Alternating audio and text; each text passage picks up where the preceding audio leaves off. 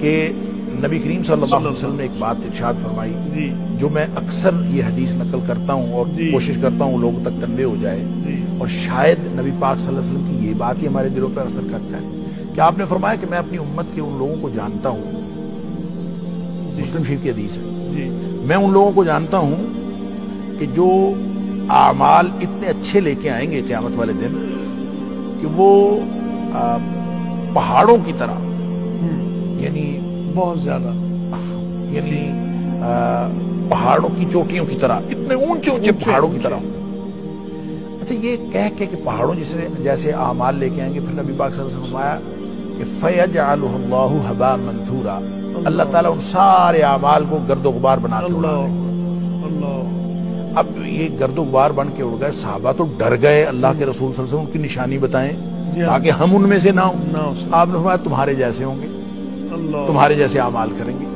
تمہارے جیسے معمولات ان کے ہوں گے. فرق صرف یہ ہے کہ اذا خلو بمحارم اللہ، جب وہ تنہائیوں میں ہوں گے تو انتہکوہا، جب وہ تنہائیوں میں اللہ کی حرمتوں کو پامال کریں گے، جب بھی کبھی ان کا تنہائیوں میں موقع ملے گا تو اللہ کی حرمتوں کو پامال کریں گے. تو اصل بے حیائی جو ہے اس سے بچنا ہے تو خلوتیں پاکیزہ کرنی پڑیں گی، تنہائیاں پاکیزہ کرنی پڑیں گی. تنہائی پاکیزہ ہوتی ہے تو معاشرہ پاکیزہ ہوتا ہے، جب تنہائی پاکیزہ نہیں ہوتی. تو میں تو اس حدیث کے بارے میں اکثر سوچتا ہوں کہ یہ حدیث جب نبی پاک صلی اللہ علیہ وسلم کے دور میں آپ نے جب صحابہ کو سنائی ہوگی، ایک آدمی تنہا اللہ کی حرمتوں کو پامال کرے گا، تو تنہائی میں ایک آدمی اندر کنڈی لگا کے بیٹھا ہوا ہو تو وہ اس دور میں حرمتیں پامال ہی کیا کر سکتا ہے؟ اکیلا ہو ایک آدمی اور وہ اپنے کمرے میں بند ہو تو وہ کیسے حرمتیں پامال کر سکتا ہے؟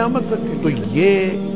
حدیث ہے ہی آج کے دور کے بارے میں. آج ہمارے ہاتھ میں پوری دنیا ہے اور آج جو حرمتیں پامال کرنا چاہے وہ بیٹھا حرمتیں پامال کر رہا ہے. تو اللہ تعالیٰ ہمیں ہر طرح کی بے حیائی سے بچائے. تو بات معاشرے کی بے حیائی کو اگر آپ نے ٹھیک کرنا ہے اور اس کو حیا کی طرف لے کے جانا ہے تو تنہائیاں بھی پاک ہوں گی تو تب جا کے محفل پاک ہوگی.